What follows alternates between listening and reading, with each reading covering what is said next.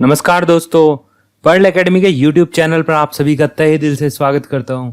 Delhi police head constable में assistant wireless operator और tele printer operator का जो एग्जाम होने वाला है उसके रिगार्डिंग हमने एक प्रैक्टिस सेट की सीरीज स्टार्ट की हुई है।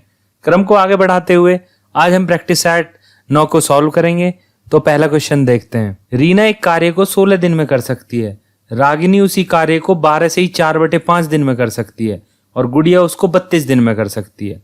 तो देखो, रीना का लिख देते हैं कितने दिन में, ये 16 दिन में करती है। रागिनी जो है वो इसको 12 पंजे 60 और 4 64/5 दिन में कर सकती है। और गुड़िया कितने दिन में कर सकती है? गुड़िया इसको 32 दिन में कर सकती है। तीनों वैल्यूज का हम एलसीएम ले लेंगे। तो 16, 64 और 32 का एलसीएम आ गया 64। इसकी कार्य क्षमता 4 आ गई, इसकी कार्य क्षमता 5। ये कैसे आई? 64 में जब 64/5 से भाग देंगे तो 5 ऊपर चला जाएगा और 64 से 64 कैंसिल हो जाएगा और 32 दूनी 64। गुड़िया की कार्य क्षमता 2 आ गई। इसके बाद क्या कहते हैं, तीनों ने एक साथ कार्य करना आरंभ किया, लेकिन रीना 4 दिन बाद कार्य छोड़ देती है। तो 4 दिन तक तो रीना ने काम किया, तो रीना ने 4 दिन में कितना काम किया होगा? 4 की उसकी कार्य क्षमता 4 दिन किया, तो उसने 16 काम किया होगा। टोटल काम कितना था? 64। तो 64 में से 16 काम हो गया तो बचा कितना? 48 काम बचा। और उसके बाद बोलता है कि रागिनी कार्य खत्म होने से 3 दिन पूर्व कार्य छोड़ देती है। तो देखो, 3 दिन पूर्व ये छोड़ के चली गई थी। कितना काम छोड़ दिया था इसने? 3 दिन में रागिनी की कार्य क्षमता थी 5, तो 3 गुणा 5 मतलब 15 काम ये छोड़ के चली गई। तो इसको बोलते हैं कि भाई तू छोड़ के मत जा, तू कर ले।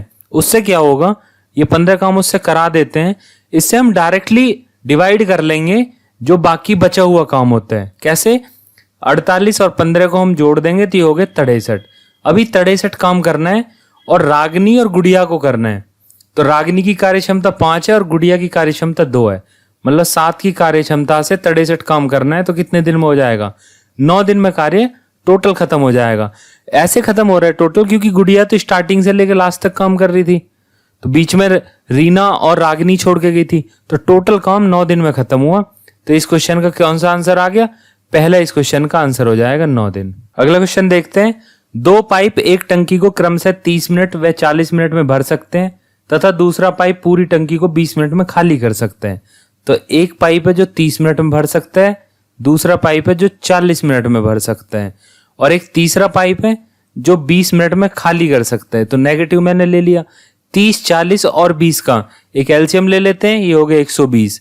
इसकी कार्य क्षमता आ गई 4, इसकी कार्य क्षमता 3 और इसकी कार्य क्षमता -6 आ जाएगी। माइनस इसलिए लिया क्योंकि ये खाली कर रहा था। ठीक है, अभी ये कह रहा है कि तीनों पाइप एक साथ खोले जाते हैं जब टंकी आधी भरी हुई है। तो आधी तो भरी हुई है, मतलब 60 लीटर तो भरा हुआ है, बचा कितना? सिर्फ 60 लीटर बचा हुआ। तो आधी टंकी को भरने में कितना समय लगेगा? तो 60 इन तीनों को भरना है। तीनों की कार्य क्षमता को जोड़ देंगे तो 4 + 3 - 6, क्योंकि ये तो निकाल रहा होगा, ये दोनों भर रहे थे और तीसरा वाला निकाल रहा था। तो 60 में ये 7 - 6 कितना होगा? 1, मतलब 60 मिनट में ये आधी टंकी भर जाएगी। 60 मिनट का मतलब होता है 1 घंटा। तो इस क्वेश्चन का पहला वाला आंसर हो जाएगा। अगला क्वेश्चन देखते हैं। एक थैले में 3 नीली, 2 हरी और 5 लाल गेंदें, यदि 4 गेंदें यादृच्छिक रूप से निकाली जाती है तो इसकी क्या संभाविता है कि 2 हरी व 2 नीली गेंदें होंगी? देखो, एक थैले में 10 बॉलें थी टोटल, 3 ब्लू, 2 ग्रीन और 5 रेड। इनमें से 4 बॉलें निकाली तो 2 बॉल तो ग्रीन आनी चाहिए और 2 बॉल ब्लू आनी चाहिए। इसकी क्या संभावना है? ये प्रोबेबिलिटी, जिसको प्रायिकता बोलते हैं हिंदी में, उसका क्वेश्चन है। तो देखो, अगर टोटल यहाँ 10 बॉल थी और इनमें से चूज कितनी करनी है? 4 बॉल, कि 10 में से 4 चूज करने के कितने टोटल तरीके हो सकते हैं? तो इसका फॉर्मूला होता है, एनसीआर होता है कि 10 फैक्टोरियल बटे में 4 फैक्टोरियल और 10 में से 4 गए तो 6 फैक्टोरियल। इसको हम सॉल्व करेंगे तो 10 गुणा 9 गुणा 8 गुणा 7 गुणा 6 फैक्टोरियल पे रोक देंगे, क्योंकि नीचे 6 फैक्टोरियल इससे कैंसिल हो जाएगा। 4 फैक्टोरियल का मतलब वो 4 × 3 × 2 × 1 और गुणा में आया 6 फैक्टोरियल। 6 फैक्टोरियल से 6 फैक्टोरियल कैंसिल हो गया। इसको कैंसिल करेंगे अब, 4 दूनी 8 है तो ये 8 कैंसिल हो गया। इधर 3 से 9 गया 3 बार और ये हो गए 7 × 21 और 10 210। मतलब 210 तरीके हो सकते हैं कि 10 में से कोई 4 चीजें चूज करनी है। और इसमें भी क्या है कि जैसे 3 ब्लू थी तो उनमें से कितनी ब्लू निकलनी है? 2 ब्लू निकलनी है, तो 3C2।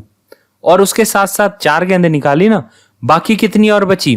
2 ग्रीन है दो ग्रीन में से दो ही निकलनी है, 2C2 कि मतलब दो ग्रीन थी, दोनों बॉल निकलनी इन 4 गेंदों के जो निकाली थी हमने। ठीक है, इसको सॉल्व करेंगे तो 3C2 को सॉल्व करेंगे तो ये क्या आ जाएगा 3 फैक्टोरियल अपॉन में 2 फैक्टोरियल और 1 फैक्टोरियल को लिखेंगे नहीं, 1 ही होगा वो। मल्टीप्लाई में क्या होगा 2 फैक्टोरियल अपॉन 2 फैक्टोरियल और 2 से 2 गए 0 फैक्टोरियल, 0 फैक्टोरियल का मतलब ही 1 ही होता है। ठीक है, इससे कैंसिल हो गया और 3 फैक्टोरियल की जगह 3 फैक्टोरियल गुणा 3 फैक्टोरियल को हटाएंगे तो 3 इंटू 2 फैक्टोरियल और बटे में 2 फैक्टोरियल से 2 फैक्टोरियल कैंसिल हो गए, यहाँ बचा 3। अभी क्या संभावित प्रायिकता निकालने के लिए बोल रहे हैं, तो सक्सेसफुल इवेंट की संख्या कितनी है 3 और टोटल इवेंट की संख्या कितनी है 210। तो 3 से 210 को कैंसिल कर देंगे 70 बार, तो 1/70 इसका सही आंसर आ जाएगा। तो कौन सा आंसर सही है इसका, दूसरा वाला आंसर इस क्वेश्चन का सही हो जाएगा। अगला क्वेश्चन देखते हैं। ये एक एक्सप्रेशन दे रखा है 2 की पावर m माइनस 2 की पावर m माइनस 1 माइनस 4 बराबर 0 और पूछ रहा है m की पावर m का मान क्या होगा।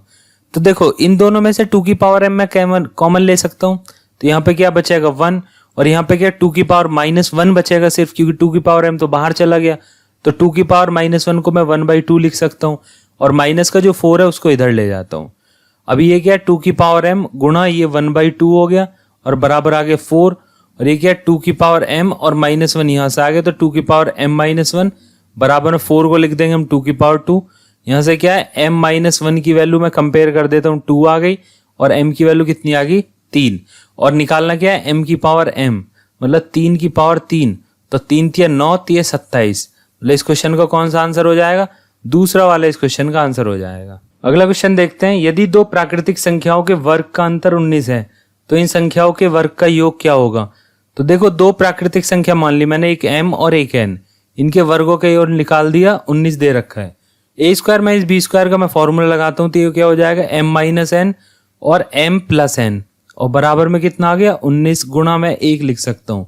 देखो ये एक एजम्पशन है कि m प्लस n की वैल्यू 19 हो गई और m माइनस 1 की वैल्यू 1 हो गई। अब ऐसी कोई वैल्यू है अगर m को मैं 10 मान लेता हूँ और n को मैं 9 मान लेता हूँ तो ऐसा पॉसिबल है कि 10 में 9 जोड़ा तो 19 हो गया और 10 में से 9 घटाया तो 1 हो गया। ये क्या पूछ रहा है, इन संख्याओं के वर्ग का योग क्या होगा। तो इनके वर्ग का योग 10 का स्क्वायर कितना हो गया 100 और 9 का स्क्वायर कितना हो गया 81, दोनों का योग कर दो कितना हो गया 181। तो इस क्वेश्चन में कौन सा आंसर हो गया, तीसरा वाला इस क्वेश्चन का आंसर हो जाएगा। अगला क्वेश्चन देखते हैं। एक संख्या के 5/9 भाग दूसरी संख्या के 25% के बराबर है। तो देखो एक संख्या का 5/9 भाग मतलब x का 5/9 भाग y के 25% के बराबर है। 25% का मतलब होता है 1/4, तो y के 1/4 के बराबर हो गया। और उसके बाद क्या कह रहा है, दूसरी संख्या तीसरी संख्या के 1/4 के भाग के बराबर है, मतलब y की वैल्यू z के 1/4 के बराबर है। ठीक है ना। और तीसरी संख्या का मान दे रखा है उसने 2960 2960, तो यहां से y की वैल्यू आ जाएगी कितनी 2960/4 और ये आ गया 740। 4 से भाग दे दिए, 4 7 28, 1 6 4 चौक 16 0, तो y की वैल्यू आ गई 740। और ये पूछ रहा पहली संख्या का 30% क्या होगा। पहली संख्या निकाले तो सही, तो x बराबर 9 गया इधर, 9 गुणा y की वैल्यू कितनी है 740, यहाँ बीच में लाइन खींच देता हूँ और बटे में 4 गुणा 5। ठीक है, इसको सॉल्व करूंगा तो x की वैल्यू आ जाएगी 37 गुणा 9। उसके बाद क्या कह रहा है कि x की वैल्यू का 30% पूछ रहा है, तो 30% क्या होता है 3/10। इसको हम सॉल्व कर लेंगे तो आ जाएगा 99.9। तो कौन सा आंसर हो जाएगा इस क्वेश्चन का, पहला वाला आंसर हो जाएगा इसका। अगला क्वेश्चन देखते हैं। ए तथा बी दो पात्रों में अम्ल और पानी 2:3 और 4:3 के अनुपात में। देखो दो है ये ए और बी, यहाँ पे क्या है एसिड और वाटर का रेशियो दे रखा है। ये मिश्रण वाले सवाल है, 2:3 और यह है 4:3। उसके बाद इनको किस अनुपात में मिलाया जाए कि जो मिश्रण आया उसमें आधा अम्ल हो गया आधा पानी हो गया।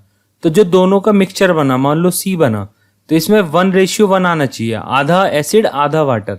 अभी क्या करते हैं हम, मिलाने से पहले इन सब का ना जो वॉल्यूम होता है उसको इक्वल कर लेते हैं। तो 3 और 2 कितना 5, 4 और 3 कितना हुआ 7 और 1 और 1 कितना हुआ 2।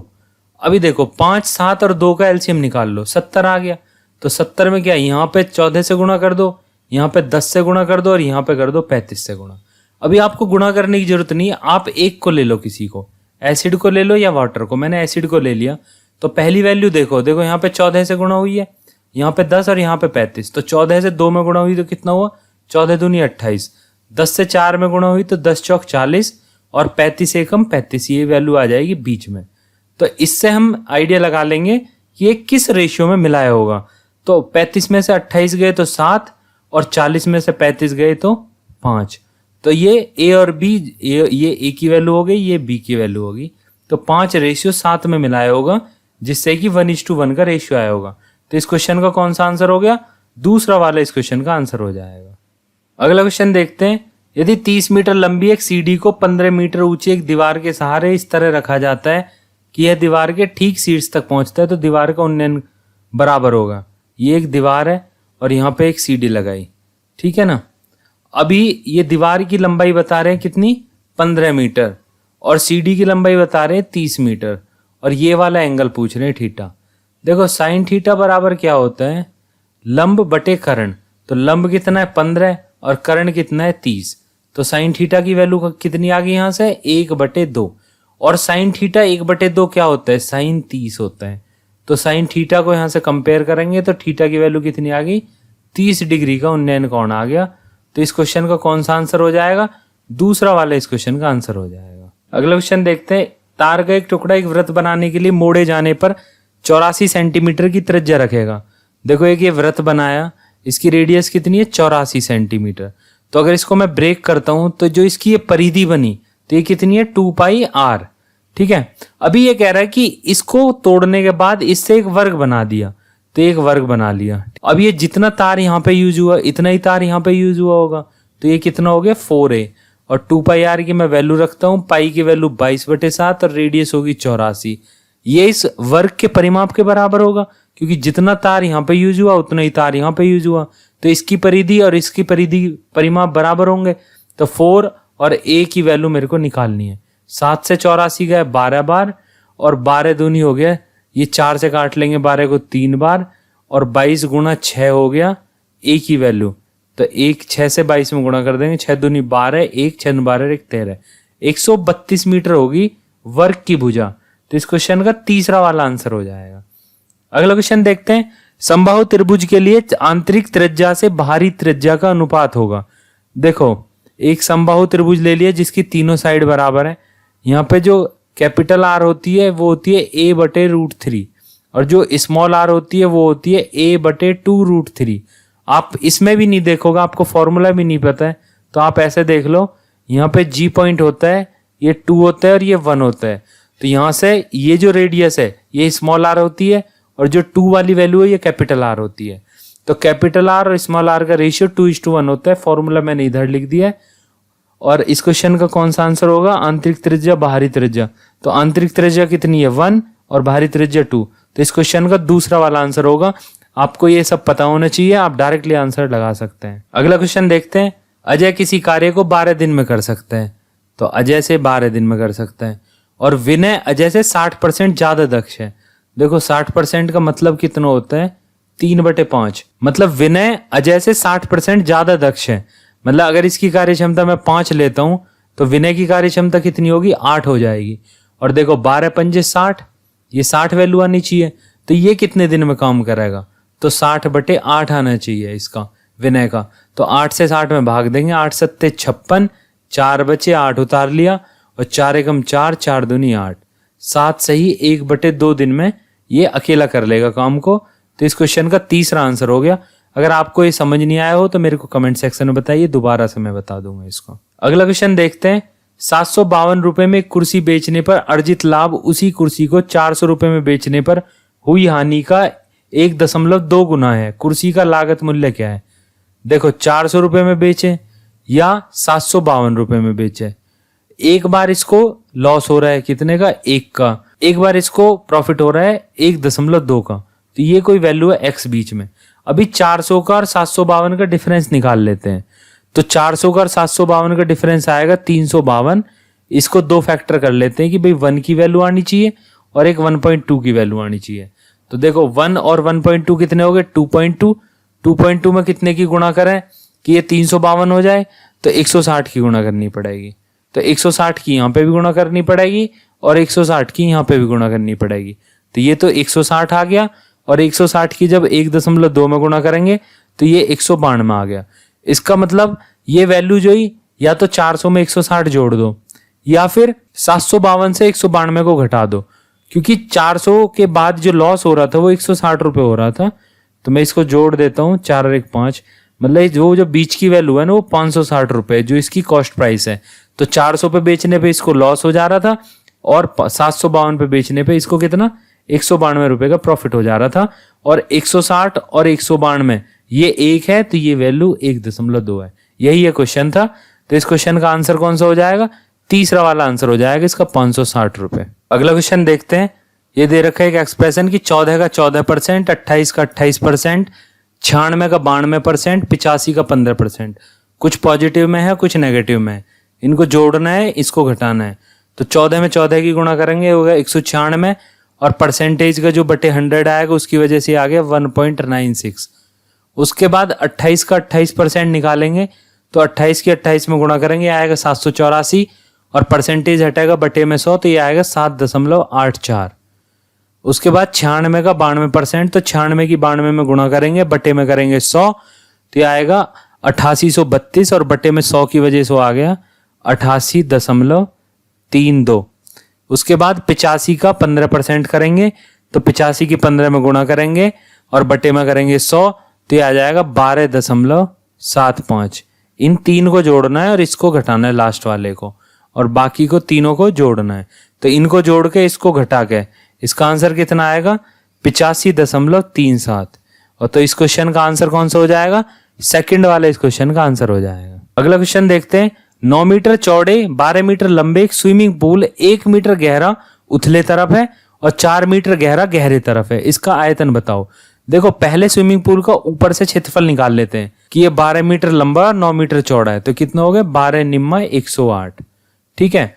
उसके बाद जब इसमें हाइट की मल्टीप्लाई करनी है, हाइट एक तरफ 1 है एक तरफ 4 है, दोनों का बीच की वैल्यू निकाल लेते हैं। तो 4 और 1 5/2 हो गया। तो 108 में 5/2 ये क्षेत्रफल हो गया। इसमें ऊंचाई से गुणा करेंगे तो आयतन आ जाएगा। तो 2 से भाग करेंगे क्योंकि 2 पंजे 10 और 2 चौक 8, 5 से गुणा कर लेंगे 5 चौक 20 की 0 हासिल 2, 5 पंजे 25 और 2 27, मतलब 270 घन मीटर आ गया। तो इस क्वेश्चन का कौन सा आंसर हो जाएगा? दूसरा वाला इस क्वेश्चन का आंसर हो जाएगा। अगला क्वेश्चन देखते हैं। एक दुकानदार एक वस्तु को लागत मूल्य से 30% अधिक मूल्य पर अंकित करता है। मैंने मान लिया अगर 100 रुपये थी इसकी कॉस्ट प्राइस और इससे 30% अधिक मूल्य पर अंकित कर दिया, मतलब इसकी MRP कितनी हो गई 130 हो गई, एवं ग्राहक को 20% की छूट पर देता है। अब 130 का 20% अगर इसने डिस्काउंट दे दिया तो 13 दूनी 26 माइनस 26 रुपये हटा दूंगा तो ये कितना होगा 104 रुपये। ये उसकी होगी सेलिंग प्राइस जिसपे ये ग्राहक को देता है। यदि ग्राहक वस्तु के लिए 832 रुपये भुगतान करता है, मतलब 104 ये तो हमने माना था ना 100, ग्राहक कितना भुगतान कर रहा है 832 रुपये, मतलब 104 नहीं कर रहा 832, मतलब 104 को 832 करने के लिए क्या 8 की गुणा करनी होगी।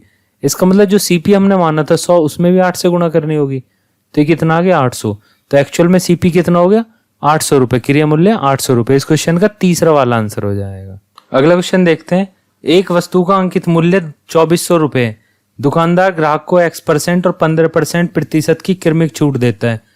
यदि ग्राहक वस्तु के लिए 1876.80 रुपये भुगतान करता है तो X का मान ज्ञात करो। देखो 2400 रुपये थी इसकी कीमत, 15% का इसने भुगतान दे दिया, तो 2400 का 15% कितना हुआ 360। तो 360 में माइनस कर देता हूँ, ये आ गया 2040 रुपये। और अभी कितने का इसने एक्चुअल में कितने का परचेज किया 1876.80 का, तो कितना और इसने डिस्काउंट दिया था 163.50। तो 163.50 का डिस्काउंट लिया, किस पे लिया 2040 पे। अब 2400 पे नहीं लिया 2040 पे लिया। तो 2040 बटे में करता हूँ और इनटू में 100 करता हूँ और देखो ये कितना आएगा, ये आ जाएगा 8%। एक मेथड तो ये हो गया, क्योंकि इसकी जो वैल्यू आ रही है ना 8% इस तरह से आ रही है। अगर 5%, 10%, 20% आती थी और सिंपल तरीके से सॉल्व हो जाता। इसमें भी एक मेथड और सिंपल है, वो मैं आपको बता देता हूँ कि 2400 रुपये था इसका MRP और 1876.8 में ये उसने एक्चुअल में खरीदा, तो इसको कितना डिस्काउंट मिला टोटल 523.5 रुपए का मिला। तो 523.5 रुपए का डिस्काउंट मिला टोटल 2400 रुपए पे। तो इसकी टोटल इक्विवेलेंट डिस्काउंट जो बोलते हैं वो कितना है 21.8। अब 21.8 कैसे आ सकते हैं, देखो 15% था, एक 8% था, और माइनस में होएगा 15 गुणा 8 और बटे में आएगा 100। तो 15 और 8 कितने हुए 23, और 15 अट्ठे 120, बटे में 2 जीरो कट की तो 1.2, ये आ गया 21.8। ऐसे भी कर सकते हैं, ऐसे भी कर सकते हैं, जैसा आपका मन करे वैसा कर लो। तो इस क्वेश्चन का दूसरा वाला आंसर हो जाएगा। अगला क्वेश्चन देखते हैं। कुल 85 बच्चों में से सभी बैडमिंटन या टेबल टेनिस ये दोनों खेल खेलते हैं। समुदाय में लड़कियों की कुल संख्या समुदाय में लड़कों की कुल संख्या का 70% है। मतलब अगर बॉयज 10 हैं तो लड़की कितनी है 7 है।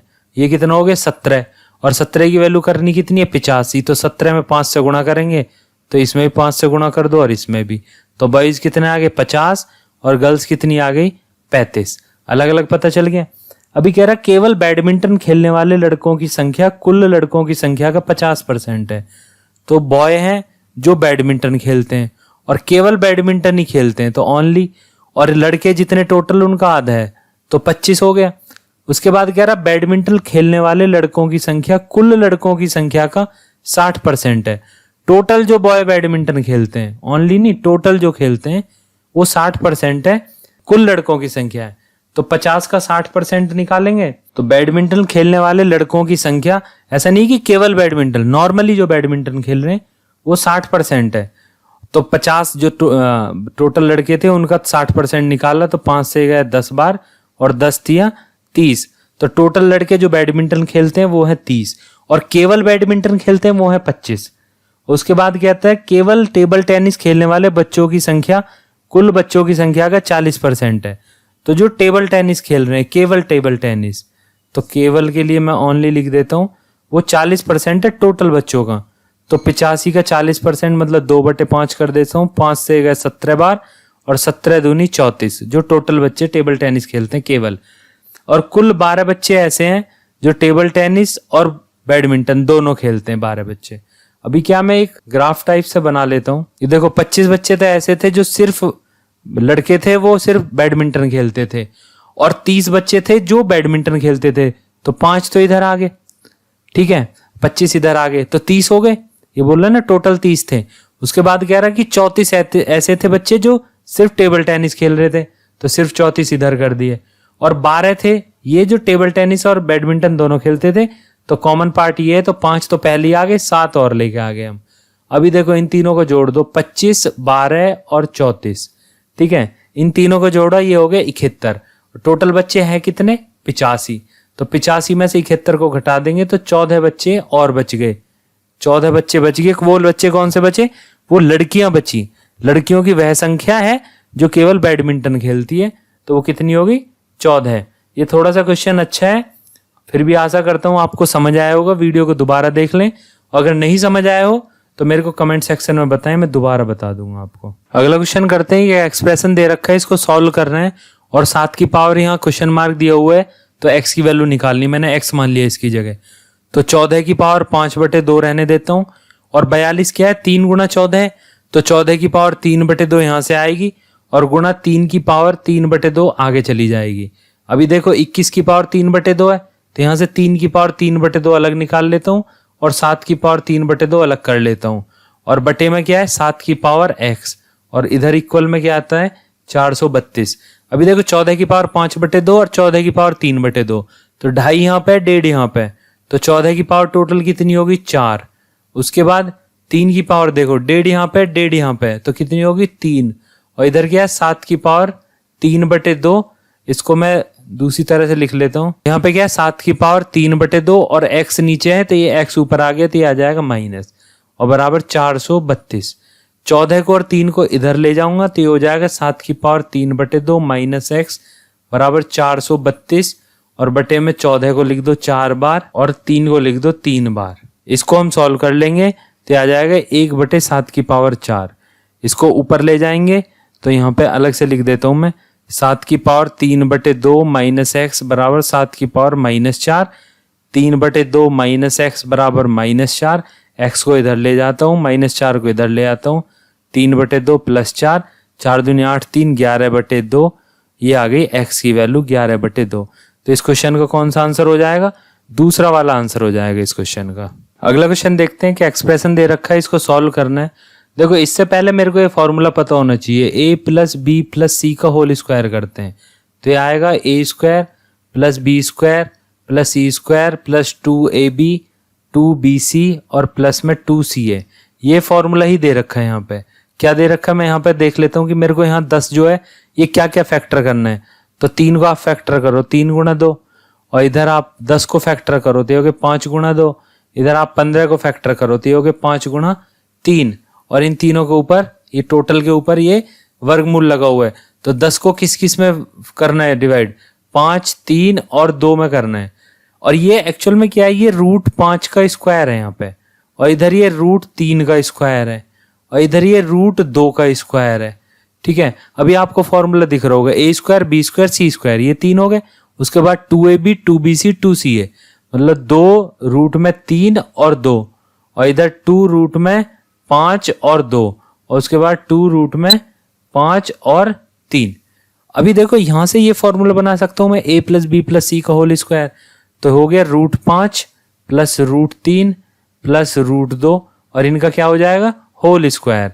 ये इस फॉर्मूले की अप्लाई करके किया मैंने, इसको देख लो।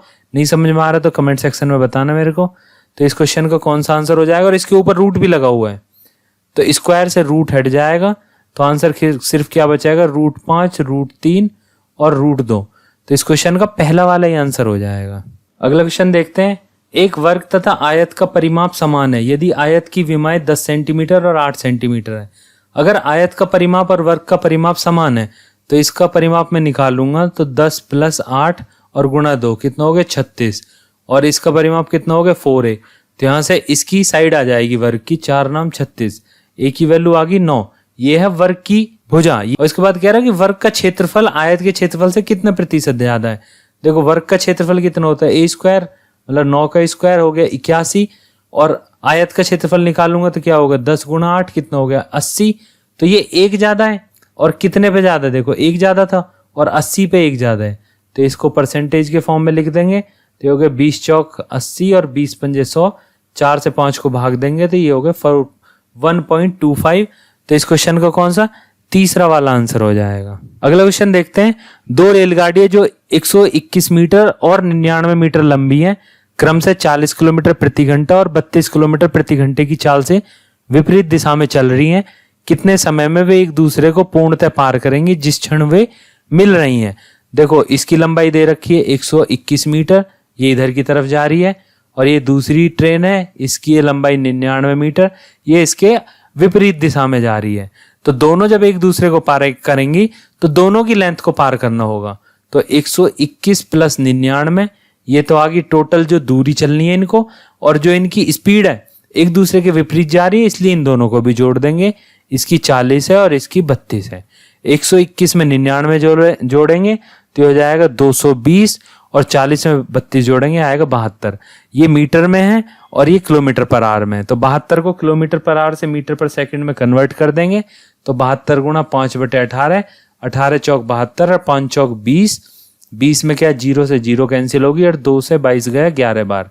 तो 11 सेकंड में एक दूसरे को पार करेंगी। तो इस क्वेश्चन का तीसरा वाला आंसर हो जाएगा। अगला क्वेश्चन देखते हैं। संजीव ने एक व्यापार 2100 रुपए के निवेश से प्रारंभ किया। इसके पश्चात 3600 रुपए लगाकर मनीष उसमें शामिल हो जाता है। यदि वर्ष के अंत में लाभ को बराबर बांटा जाता है तो मनीष कितने महीने के बाद व्यापार में शामिल हुआ था?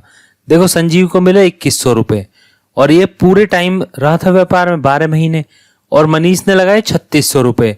इसका नहीं पता कि ये कितने महीने रहा, मैंने एक्स मान लिया, और ये प्रॉफिट को 1:1 के रेशियो में डिवाइड कर रहे हैं। तो जो आपकी इन्वेस्टमेंट होती है, जो आपने प्रिंसिपल लगाई है, और टाइम को अगर मैं गुणा करता हूं तो ये प्रॉफिट के प्रोपोर्शनल होते हैं। ये फॉर्मूला हमेशा याद रखना। अब 12 से क्या है, 36 3 बार जाएगा, दोनों 0 इससे कैंसिल हो गई। तो यहां से x की वैल्यू निकालूंगा मैं, 3 से 21 गया 7 बार, तो x की वैल्यू आ गई 7 महीने। मतलब जो ये इन्वेस्टेड रहा ना, वो 7 महीने के लिए इसने पैसे लगाए थे, और ये पूछ रहा है कि कितने महीने बाद ये शामिल हुआ। अगर 12 महीने टोटल रहे और 7 महीने ये इन्वेस्टेड रहा, तो शुरू के जो 5 महीने थे उसमें ये नहीं था, मतलब ये 5 महीने बाद व्यापार में शामिल हुआ था। तो इस क्वेश्चन का तीसरा वाला आंसर हो जाएगा। अगला क्वेश्चन देखते हैं। 75 लड़कियों के समूह का औसत भार 47 किलोग्राम परिकलित किया गया। बाद में यह पता चला कि एक लड़की का भार 45 किलोग्राम पढ़ा गया, जबकि उसका वास्तविक भार 25 किलोग्राम था।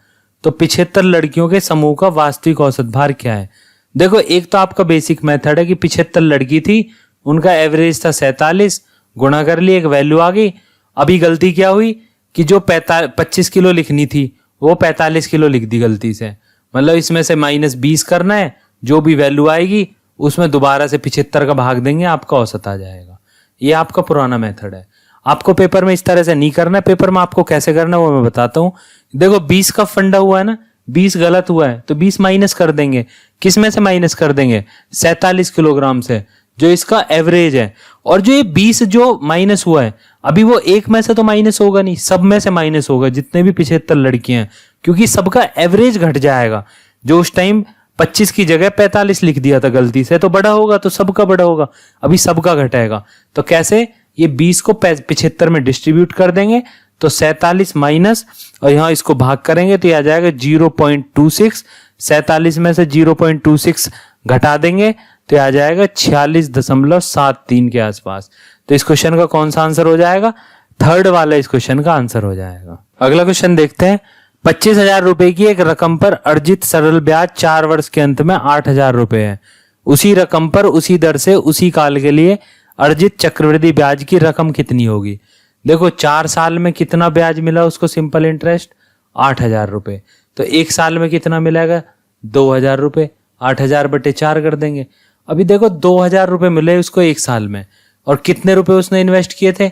25,000। कितने % पे लगाए ये देखना चाह रहा हूं मैं।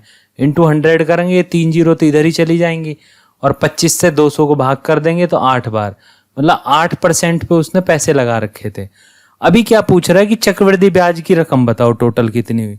तो चक्रवृद्धि ब्याज की रकम निकालेंगे तो इसका फॉर्मूला होता है कि जो पैसे उसने इन्वेस्ट किए 1 प्लस जो रेट ऑफ इंटरेस्ट था बटे में 100, और कितने टाइम के लिए इन्वेस्ट किए? 4 साल के लिए, और -1, क्योंकि हमको सिर्फ चक्रवृद्धि ब्याज की रकम निकालनी है। इसको हम सॉल्व करेंगे तो 25,000 ऐसे ही रहेगा। ये हो गया 1.08, और इसकी पावर हो गई 4 और -1। इसको हम सॉल्व करेंगे तो 25,000 को ऐसे ही रखते हैं।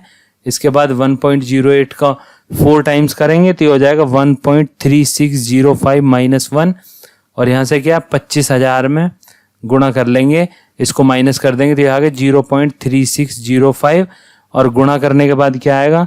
9012.5। तो इस क्वेश्चन का कौन सा आंसर हो जाएगा? थर्ड वाला इस क्वेश्चन का आंसर हो जाएगा।